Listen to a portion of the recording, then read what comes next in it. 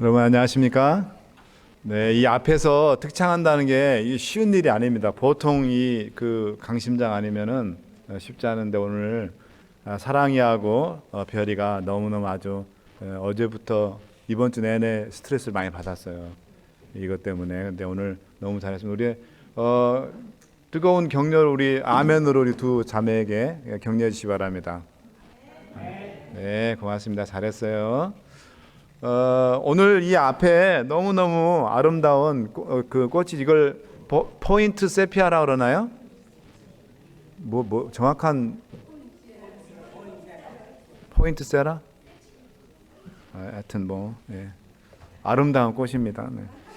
꽃은 아니고 하여튼 예, 이 시즌을 알려주는 땡스기빙하고 그다음에 크리스마스가 이제 다가온다는 걸 알려주는데 늘 해마다 우리 유재열 집사님이 늘 이렇게 단상을 이렇게 아름답게 단장해 주셔서 감사를 드립니다. 그러니까 우리 또 이번 땡스기빙에는 손님이 많이 오시지 않고 우리 계신 분들이 많이 가신 것 같아요. 예. 대신 손님이 한 분도 안 오면 또 아실 것 같아요. 우리 김영수 하나님 큰아드님 되신 우리 김효진 닥터리 김효진 선생님 오셨습니다. 감사합니다. 네, 이따 또 자세하게 또 인사드리겠습니다. 네, 광고 시간에요. 네, 환영의 시간에. 네, 감사합니다. 멕시코의 어떤 마을에 핫스프링, 뜨거운 온천이 나오는 뜨거운 물이 나오는 그런 샘이 하나 있었고 아주 특이하게도 바로 그 샘 바로 옆에 아주 그 얼음처럼 차가운 그런 냉수가 올라오는 그런 또 샘이 이렇게 있었어요. 그래서 동네의 여자들이 빨래를 해야 되는데 빨래 광주를 가지고 와가지고 빨래를 삶을 필요가 없어요. 그 뜨거운 물 나오는 그 온수가 나오는 온천이 나오는 거기다가 그냥 넣어서 하면 그냥 삶아지는 거예요. 그리고 또 이제 헹궈야 되는데 또 어떻게 할 거야? 바로 꺼내가지고 차가운 거기다 차가운 물이 콜드 물이 나오는 거기다가 그냥 잠그면 되는 거예요. 그 빨래가 이렇게 하기 쉬우니 얼마나 좋겠어요, 그죠? 지금은 우리가 뭐 완전히 그냥 세상이 개명해가지고 어떻습니까? 집안에서 그냥 틀기만 하면 뜨거운 물이 콸콸콸콸 쏟아져 나오지만 여기 우리 계신 우리 어머님들 옛날에 얼마나 힘들었어요. 빨래 한 번 하면 그 겨울에 동네 그 얼음물 깨고 빨래하고 그렇지 않으면 물을 끓여가지고 해야 되는데 가마솥에다 물 끓여가지고 그 때우기도 힘든데 장작을 그 빨래 한다고 그 장작을 씁니까? 아니죠. 그러니 차가운 물에 그 한겨울에도 그냥 손 호흡으로 가면서 우리 지금 계신 우리 어머님들 고생 많으셨어요. 그죠? 그래서 지금 젊은 분들은 그거 모릅니다. 그래서 그렇게 해가지고 집에 와서 그냥 널기만 하면 돼. 널기만. 그러니까 얼마나 편합니까? 근데 이게 소문이 나가지고 이제 관광객들이 여기 이 마을을 구경을 이제 그 두 온천수 나오는 데하고 또 냉각물이 나오는 냉수가 나오는 그곳을 제가 구경하러 왔는데 한 번은 한 관광객이 그 모습을 보면서 가이드에게 물어봤어요. 이곳 부인들은 참 좋겠어요. 그랬더니 가이드가 이렇게 했습니다. 왜 그렇죠? 아니 찬물과 더운 물을 마음대로 그냥 펑펑 쏠 수 있으니까요. 이 동네 사람들은 자기들에게 온천과 그래서 이 냉수가 나오는 차가운 물이 나오는 이 샘을 주신 하나님께 얼마나 감사한 마음이 있을지 모르겠네요. 이렇게 했어요. 그랬더니 가이드가 이렇게 대답했습니다. 천만에요. 그래서 이 관광객이 놀래가지고 당황해서 그랬어. 아니 왜 그렇죠? 저 같으면 그렇게 하나님께 감사할 것 같은데요. 그랬더니 이 가이드가 이렇게 얘기했습니다. 이 동네 여자들은 하나님께 감사하기보다는 오히려 불평을 얼마나 하는지 몰라요. 아니 무슨 불평을 그렇게 합니까? 그랬더니 가이드가 이렇게 대답을 했습니다. 이 동네 여자들은 샘에서 비누가 나오지 않는다고 불평합니다. 그렇게 좋은 따뜻한 물도 나오고 이렇게 해서 편한데도 여전히 감사할 게 있어도 감사하지 않고 오히려 불평하는 사람들의 모습을 이 동네 사람들이 보여주고 있는 겁니다. 우리 다 같이 하나님의 말씀 신명기 32장 7절부터 14절에 있는 말씀을 다 함께 보도록 하겠습니다. 신명기 32장 7절부터 14절까지 있는 말씀입니다. 우리 함께 읽도록 하겠습니다. 화면에 좀 띄워주세요. 신명기 32장 7절부터 14절까지 있는 말씀입니다. 우리 함께 화면을 보고 다 함께 읽도록 하겠습니다.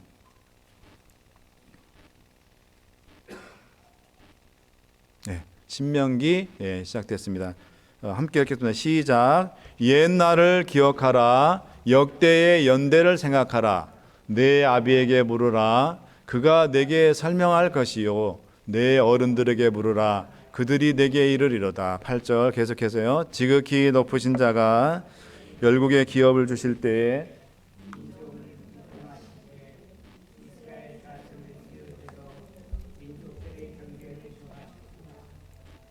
여호와의 분깃은 자기 백성이라. 야곱은 그 택하신 기업이로다. 여호와께서 그를 황무지에서 짐승의 부르짖는 광야에서 만나시고 호위하시며 보호하시며 자기 눈동자같이 지키셨도다.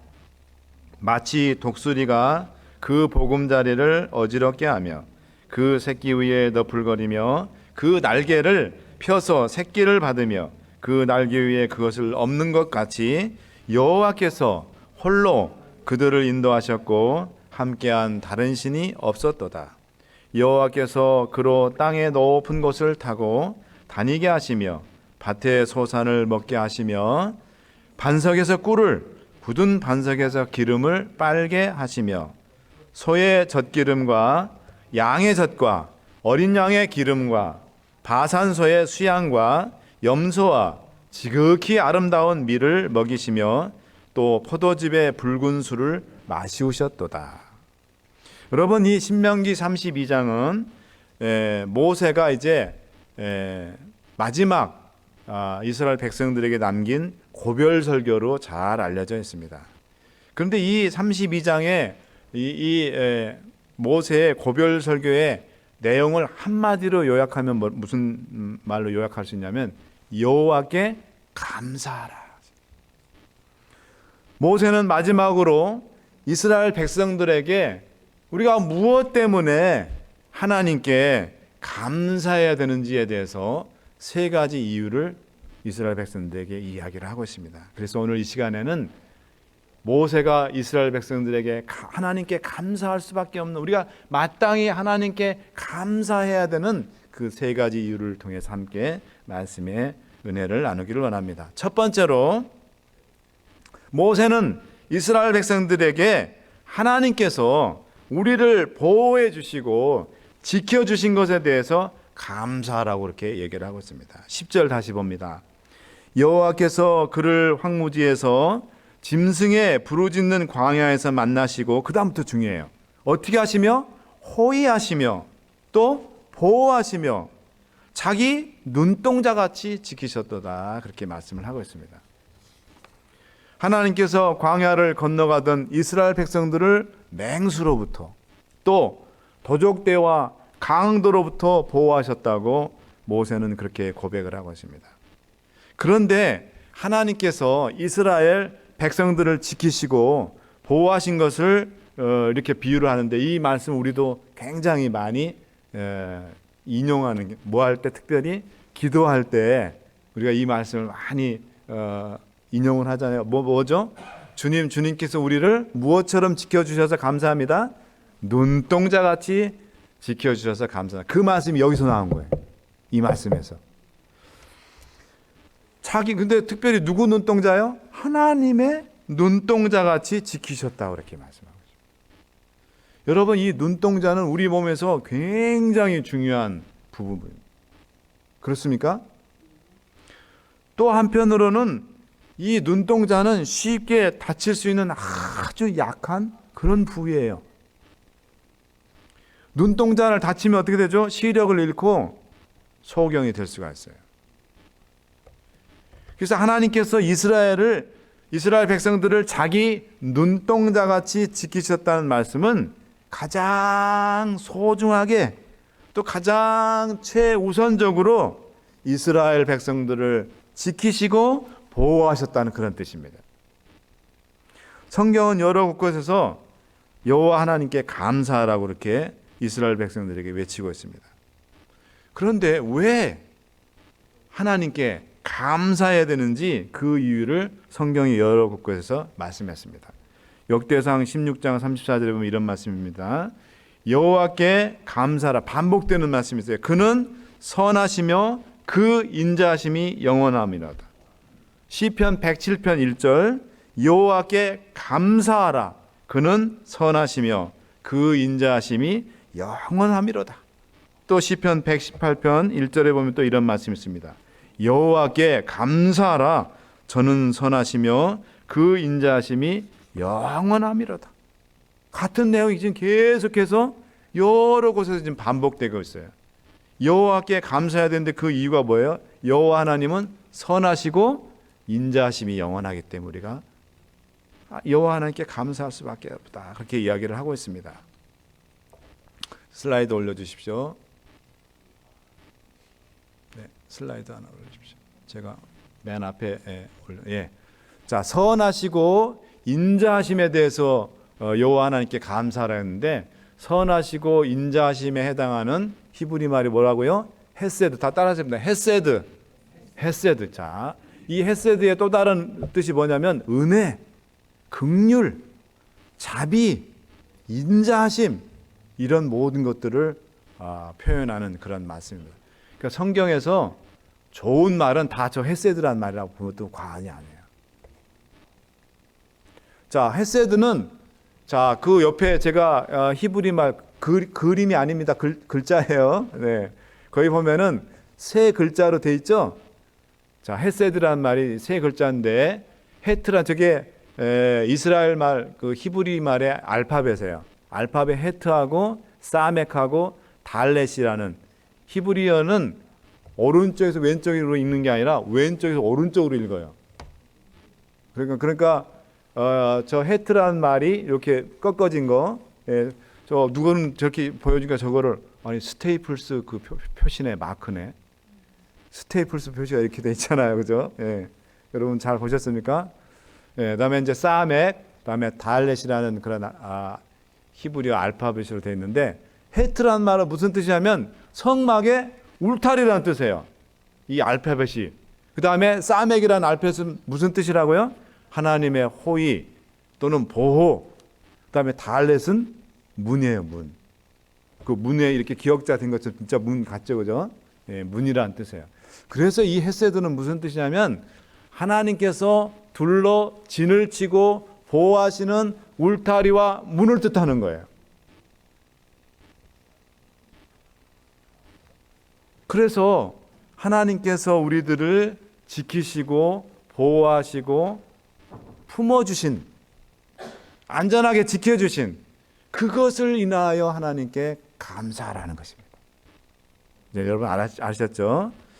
자, 여러분 전 세계적으로 매일 5,800명이 노동 현장에서 일터에서 사고로 죽는다 그래요. 아우, 엄청나게 죽죠, 그죠? 자, 미국에 여러분 보겠습니다.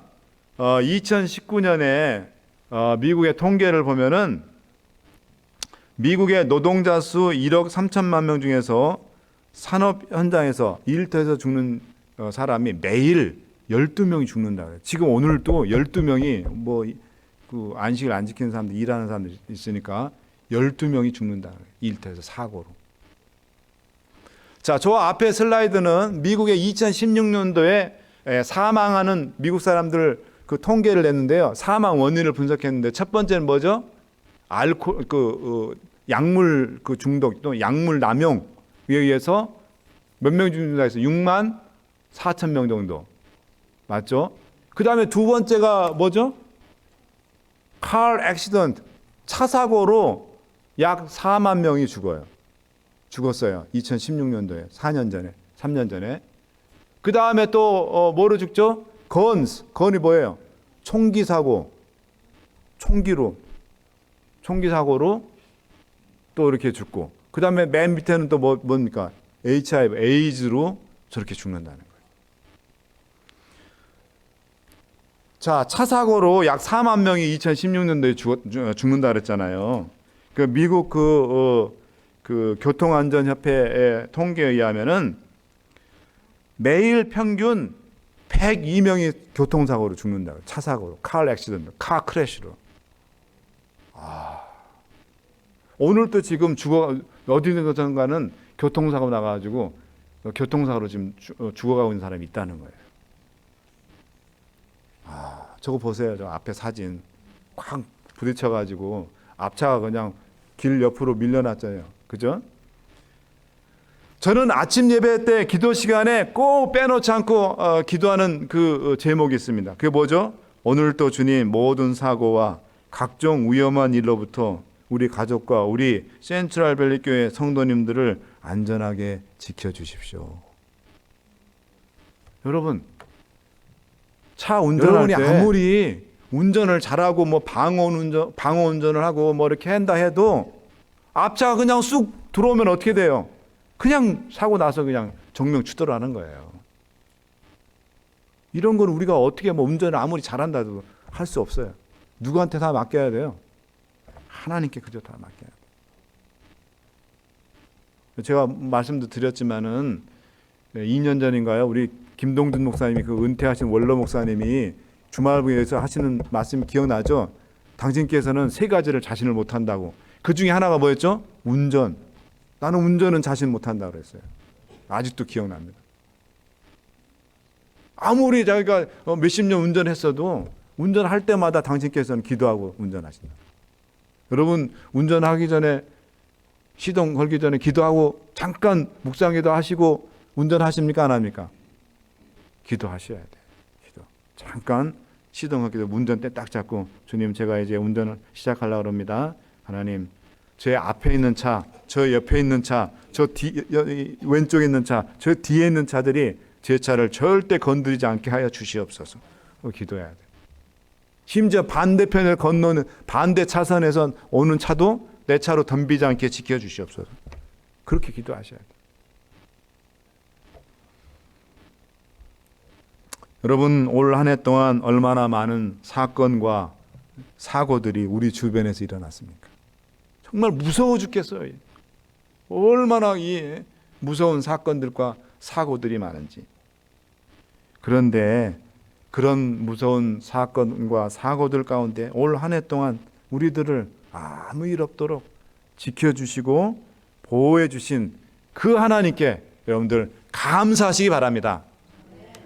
그 다음에 이제 둘째로는 이 모세가 이스라엘 백성들에게 무엇에 대해서 여호와 하나님께 감사를 했냐면 우리에게 행하신 연단을 인하여 감사하라 그랬습니다. 11절 다시 한번 보겠습니다. 11절. 마치 독수리가 그 보금자리를 어지럽게 하며 그 새끼 위에 너풀거리며 그 날개를 펴서 새끼를 받으며 그 날개 위에 그것을 엎는 것 같이 그랬습니다. 여러분, 이 어미 독수리는 제가 유튜브에서 동영상을 한번 다운받아가지고 이렇게 하려고 했는데 제가 그걸 성공을 하지 못했어요. 그래서 이제 할 수 없이 여러분들이 말로 설명을 합니다. 이 어미 독수리가 새끼들이 어느 정도 자라면 스스로 독립해서 날고 그다음에 먹이도 또 사냥하는 거 이렇게 해야 되잖아요. 언제까지 부모 밑에 끌어안고 있을 수가 있어요. 마찬가지 우리들도 자식들을 늙어 죽을 때까지 같이 끌어안고 살 수는 없는 거예요. 때가 되면 다 독립시키고 다 놔줘야 돼요. 그게 창세기 2장 24절에 뭐라 그랬습니까? 남자가 그 부모를 떠나 여자와 연합해서 한 몸을 이루라 했잖아요. 자, 그런데 이 새끼가 날 수 있도록 어미가 훈련시키는데 뭐냐면 일부러 둥지에서 새끼를 툭 이렇게 차가지고 떨어뜨린다. 그거를 제가 딱 찾았는데 이게 아무리 다운받으려고 해도 안 되더라고요. 그래서 그 새끼가 아직 준비가 안 된다 막 확 떨어지려니까 뭐예요? 땅에 부딪히면 죽잖아요. 그러니까 땅에 떨어지려고 할 때 확 날아가지고 팍 채가지고 다시 올라가요. 올라가서 둥지에다 탁 내려놓습니다. 그런 다음에 또 뭐예요? 또 툭 차요. 그래가지고 둥지 밖으로 또 떨어져 가지고 막 이렇게 했는데, 그렇게 하다 보면 뭐예요? 몇 번 하다 보면 이 새끼가 막 이제 살려고 하나님께서 본능을 다 심어 넣었어요. DNA에다 넣어줘 가지고 살려고 막 발버둥을 치는 거예요. 그렇게 하면서 날개에 힘이 생기고 근육이 붙고 그러면서 뭐예요? 그렇게 몇 번 하다 보니까 자연스럽게 이제 이렇게 되네 하면서 뭐예요? 이제 새끼가 날개짓을 하고 이제 날 수 있는 그런 지경까지 되는 겁니다. 여러분, 제가 좋아하는 그 시인 중에 정호승이라는 그런 시인이 있어요. 그 시인이 쓴 제목이 내 등의 짐이라는 그런 시가 있습니다. 제가 여러분들께 좀 소개해 올리도록 하겠습니다. 내 등에 짐이 없었다면 나는 세상을 바로 살지 못했을 것입니다. 내 등에 있는 짐 때문에 늘 조심하면서 바르고 성실하게 살게 됩니다. 이제 보니 내 등의 짐은 나를 바르게 살도록 한 귀한 선물이었습니다. 내 등에 짐이 없었다면 나는 사랑을 몰랐을 것입니다. 내 등에 짐의 무게로 남의 고통을 느꼈고 이를 통해 사랑과 용서를 알았습니다. 이제 보니 내 등의 짐은 나에게 사랑을 가르쳐준 귀한 선물이었습니다. 내 등에 짐이 없었다면 나는 아직도 미숙하게 살고 있었을 것입니다. 내 등에 있는 짐의 무게가 나의 삶의 무게가 되어 그것을 감당하게 하였습니다. 이제 보니 내 등의 짐은 나를 성숙시킨 귀한 선물이었습니다. 내 등에 짐이 없었다면 나는 겸손과 소박함의 기쁨을 몰랐을 것입니다. 내 등의 짐 때문에 나는 늘 나를 낮추고 소박하게 살게 됩니다. 이제 보니 내 등의 짐은 나에게 기쁨을 전해준 귀한 선물이었습니다. 물살에 센 냇물을 건널 때는 등에 짐이 있어야 헛바퀴가 돌지 않듯이 내 등의 짐이 나의 불의와 안일의 물결에 휩싸이지 않게 했으며 삶의 고개 하나하나를 잘 넘게 하였습니다. 내 나라의 짐, 가족의 짐, 직장의 짐, 이웃과의 짐, 가난의 짐, 몸이 아픈 짐, 슬픈 이별의 짐들이 내 삶을 감당하는 짐이 되어 오늘 또 최선의 삶을 살게 합니다. 여러분, 우리 모두에게는 각자가 짊어진 짐이 있습니다. 어떤 사람에게는 질병이라는 병이라는 무거운 짐을 지신 분이 있고, 어떤 분은 가난이라는 무거운 짐을 지신 분도 있습니다. 또 어떤 분은 다른 사람과의 불편한 관계에서 생긴 마음의 짐을 지신 분도 있습니다. 어떤 분은 심각한 가정의 위기라는 짐을 지신 분도 있습니다. 어떤 우리 학생들 같은 경우는 공부에 대한, 성적에 대한 무거운 짐을 지고 있는 그런 학생도 있습니다. 또 어떤 사람은 취직이라는 무거운 짐을 지고 있습니다. 여러분, 우리가 이 짐을 환난이나 고난이나 역경이라 볼 수 있습니다. 이런 환난과 고난의 짐을 우리가 피하고 싶지만은, 그런데 그 짐에는 뭐예요? 의미가 있다는 거예요. 선교사 한 분이 아프리카로 선교를 갔다 합니다. 어느 날 원주민들과 함께 강을 건너게 됐는데, 한 원주민이 강가에서 큰 돌을 주워가지고 선교사 가슴에 턱하니 주더라는 겁니다. 그리고 자신들도 큰 돌들을 머리에 이거나 또는 가슴에 안고 한 명씩 한 명씩 강을 건너렸다는 거예요. 그래서 이 선교사는 참 이상하다. 왜 무겁게 저렇게 큰 돌을 하나씩 들고 강을 건널까? 그런 의문이 들었습니다. 그런데 이 선교사가 그 이유를 강 중간쯤 왔을 때 깨닫게 됐어요. 강 중간쯤에 급류가 흐르고 있어서 만약에 무거운 돌이 없었다면 급류에 휩쓸려 떠내려 갈 수밖에 없었다는 사실을 깨달았습니다. 원주민들은 그 무거운 돌이 강의 급류에서 자신들로 하여금 떠나가지 않고 꽉 안전하게 그 돌의 무게로 버티면서, 물살을 버티면서 건너가게 할 수 있어서 자기들을 살릴 수 있다는 그런 지혜를 알고 있었습니다. 여러분, 하나님은 때때로 우리에게 무거운 짐을 지고 고난의 강, 시련의 강을 건너가게 하시는데, 그것은 우리를 그 고난의 강, 시련의 강에 휩쓸려서 죽이기 위함이 아니고 우리를 살리시기 위함입니다. 그 고난의 강, 시련의 강, 역경의 강을 무사하게 건너갈 수 있게 하시기 위해서 우리들에게 뭘 주신다고요? 역경과 또 시련과 고난을 우리에게 허락하신다는 것입니다. 그러나 우리 모두는 누구나 이 무거운 짐을 좋아합니까? 싫어합니까? 다 싫어합니다. 믿음이 좋았던 모세나 엘리야조차도 자신이 진 짐이 너무 무거워서 하나님께, 하나님 이제 족하니 죽여주십시오라고 그렇게 하나님께 기도할 정도입니다. 여러분, 지금 지고 있는 여러분들의 짐이 무거우십니까? 욥은 자기가 겪은 고난 속에 담긴 의미를 이렇게 고백했습니다. 욥기 23장 8절부터 10절에 있는 말씀입니다.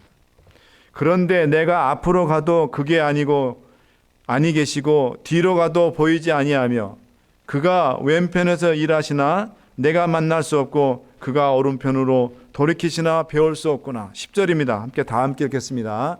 시작. 나의 가는 길을 오직 그가 아시나니 그가 나를 단련하신 후에는 내가 정금같이 나으리라 했습니다. 사랑하는 여러분, 오늘 내가 지고 있는 짐이 너무 버겁고 힘들지라도 그 시련과 고난의 짐이 여러분을 더 단단한 하나님의 사람, 믿음의 사람으로 변화시킨다는 사실을 기억하시고 하나님을 붙드시고 고난의 강, 또 환난의 강, 역경의 강을 무사히 건너시는 여러분과 제가 되기를 주님의 이름으로 축원합니다. 이제 마지막으로 모세는 이스라엘 백성들에게 무엇을 인하여 여호와 하나님께 감사하라 그랬냐면 우리를 인도하신 것에 대해서 감사하라 그렇게 얘기했습니다. 12절부터 14절까지입니다. 특별히 12절 말씀을 보겠습니다. 한번 또 올려주십시오. 12절, 신명기 32장 12절 말씀입니다. 함께 읽겠습니다. 시작. 여호와께서 홀로 그들을 인도하셨고 함께한 다른 신이 없었도다. 여호와께서 누구를 인도하셨다고요? 오직 여호와 하나님께서만이, 그들은 누구예요? 이스라엘 백성이에요. 이스라엘 백성들을 인도하셨다고 그랬습니다.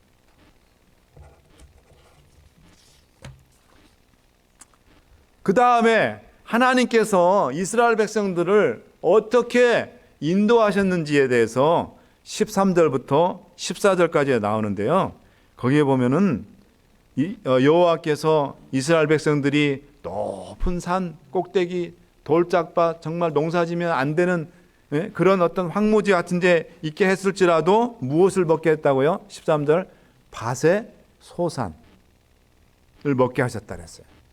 밭의 소산이라는 건 뭐냐면 이스라엘 백성들은 빵을 주식으로 먹잖아요. 그 빵을 무엇으로 만들죠? 밀을 주셨다는 거예요. 밀을. 그 다음에 또 반석에서 뭘 주셨다고요? 꿀을 주셨다. 굳은 반석에서 기름을 또 빨게 하셨다. 14절에 보면 소의 젖 기름과 양의 젖과 어린 양의 기름과 바산 소산의 수양과 염소와 지극히 아름다운 뭐를 먹이셨다? 밀을 먹이셨다. 밀을. 그 다음에 뭘 또 주셨다고요? 포도즙에 붉은 술을 마시셨다. 제가 금요일 날 여러분 성경 공부 나오시는 분들 이스라엘 백성들에 대한 하나님의 축복을 상징하는 세 가지 것이 뭐라 그랬습니까? 우리 정은순 집사님 늘 대답을 잘 하셨었는데 이거 얘기하시면 첫 번째 답이 다 나왔어요. 밀, 곡식. 그 다음에 두 번째 우리 김종희 사모님 두 번째 기름, 감람나무 기름. 정확하게 말씀하셨어요. 감람나무 기름. 그 감람나무 기름이 뭐냐면 올리브 기름이에요. 올리브 기름. 성경에서는 그 올리브 나무를 감람나무라 했고 영어로는 올리브예요. 올리브 기름을 주셨다는 거예요. 그 다음에 또 세 번째 축복의 상징이 뭐라 했죠? 여기 또 나왔잖아요. 포도주. 이 세 가지 것이 하나님께서 이스라엘 백성들을 축복을 하시는 상징이에요. 그러니까 이스라엘 백성들이 그 험지를 다니고 광야로 다니고 그렇게 할지라도 하나님께서 항상 이스라엘 백성들을 어떻게 했어요? 먹이시고 입히셨다는 거예요. 지키셨을 뿐만 아니라. 여러분 잠언 10장 3절에 보겠습니다. 잠언 10장 또 3절을 함께 보겠습니다.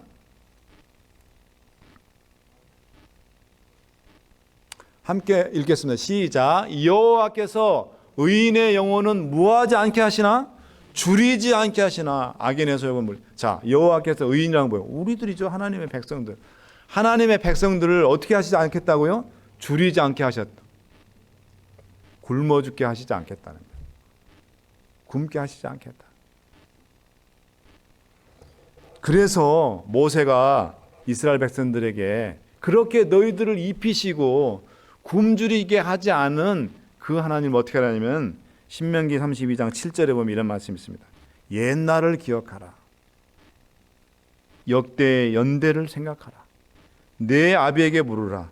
그가 내게 설명할 것이요 내 어른들에게 물으라. 그들이 내게 이르리로다. 뭘 물어보라는 거예요? 어른들한테. 뭘 얘기해달라는 겁니까? 과거에 하나님께서 우리 이스라엘 백성들 선조들을 어떻게 인도하여 주시고 이끄시고 형통한 길로 이끌으시고 굶주리지 않도록 먹이시고 입히시고 보호해 주신가를 우리 조상들이 다 경험했으니까 그 어른들한테 물어보라는 거예요. 엘렌 G 화이트 그 자서전 196쪽에 보면 이런 말씀이 있습니다. 우리가 현 위치에 이르기까지 한 걸음 한 걸음씩 전진하며 여행한 우리의 과거 역사를 회고해 볼 때 나는 하나님을 찬양하자고 말할 수밖에 없다. 주님께서 행하신 역사를 바라볼 때 나는 경탄과 우리의 인도자이신 그리스도께 대한 확신으로 충만해진다. 우리는 주님께서 우리를 인도해 오신 길과 우리의 과거 역사를 통하여 가르치신 그분의 잊어버린 것 외에는 미래를 위하여 두려워할 것이 전혀 없다. 이렇게 하는데도 아멘을 안 하시는 분들이 많이 계시네요. 여러분들 얘기예요. 여러분 각자들. 이 말씀을 우리 각자의 삶에 적용해 보자고요.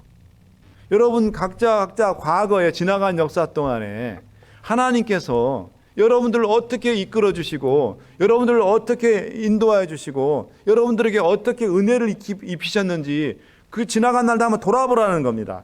그 돌아보는 게 역사예요. 지나간 역사를 살펴보라는 겁니다. 그렇게 되면 앞으로 오게 될 미래도 전혀 불안해하거나 두려워하거나 걱정할 필요가 전혀 없다는 것입니다. 왜? 지금까지 나를 함께 해주신 그 하나님께서 앞으로도 여전히 나와 함께 하시고 나를 선한 길로, 은혜의 길로, 축복의 길로, 형통한 길로 이끌어 줄 줄 우리가 확신할 수 있기 때문입니다. 여러분 전 세계에 기아라는 건 뭐냐면은 자동차 기아가 아니고 배가 고픈 거를 말하는 거예요. 배가 고픈 거. 예. 굶주림, 쉽게 얘기하면 굶주림. 굶주림으로 음식이 없어서 줄임배를 엉클이 있는 밥을 굶는 사람이 얼마나 될까요? 한번 말씀해 보세요. 추측 한번 해보세요. 어림잡아서. 대답하는 분이 없기 때문에 제가 정답을 말씀드리겠습니다. 8억 5천 명, 5천만 명. 그리고 굶주려서 매일 죽어가는 숫자가 18,000명. 오늘도 18,000명이 죽어요. 뭐 때문에? 아무것도 먹지 못해서 굶주려가지고 죽는 사람이 하루에 매일 18,000명이 죽어나간다는 거예요.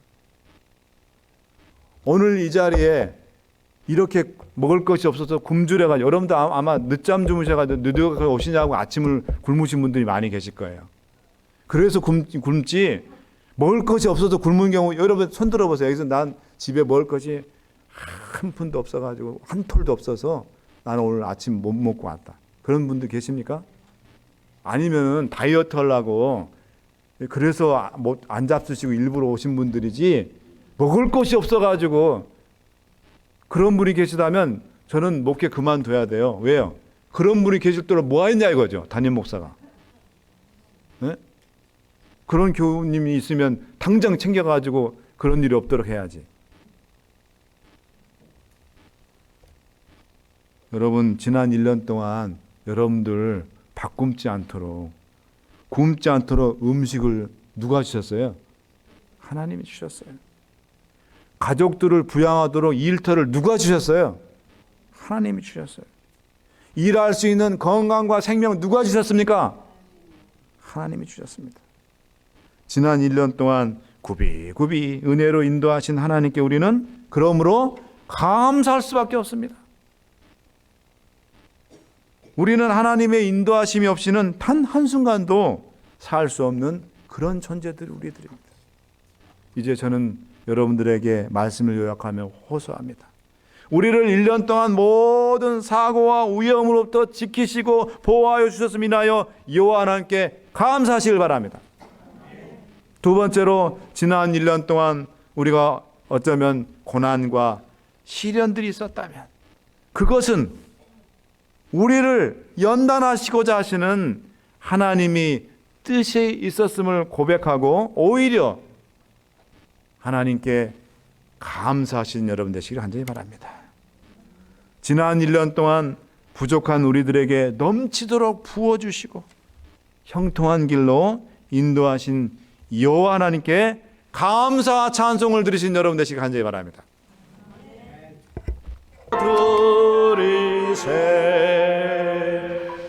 아버지 하나님, 지난 1년 동안 저희 모두를 눈동자같이 지키시고 무서운 사고와 또 위험한 일들로부터 지켜주셨음을 인하여 감사를 드립니다. 또한 아버지, 저희들을 1년 동안 굶주리지 않도록 먹을 것 풍성히 주시고 또 입혀주시고 일터주시고 생명 주시고 건강 주셨음을 인하여 감사를 드립니다. 아버지, 혹 또 우리가 1년 동안 지내면서 병 때문에 질병으로 인해서 또 여러 가지 경제적인 문제로 인해서 또 기타 여러 가지 것들로 인하여 고난당하고 힘든 일이 쌓으면 아버지, 우리가 불평하기보다는 오히려 그것들이 우리를 정금같이 단련시키기 위해서 하나님의 사람으로 하나님의 백성으로 삼기 위해서 하나님께서 주신 연단이라고 생각하고 감사케 하여 주시옵소서. 아버지, 이제 연말이 다가옵니다. 우리가 우리에게 도움을 준 많은 사람들 좀 생각하고 그분들에게 고마움을 또 감사함을 표할 수 있는 따뜻한 마음을 저희에게 또한 주시옵소서. 이제는 우리 아버지 하나님의 크신 은혜와 예수 그리스도의 구원하신 사랑과 성령 하나님의 감동 감하심이 이 자리에 머리 숙인 주의 백성 위에 이제부터 영원히 함께하여 주시기를 예수님의 이름으로 축원하옵나이다. 아멘.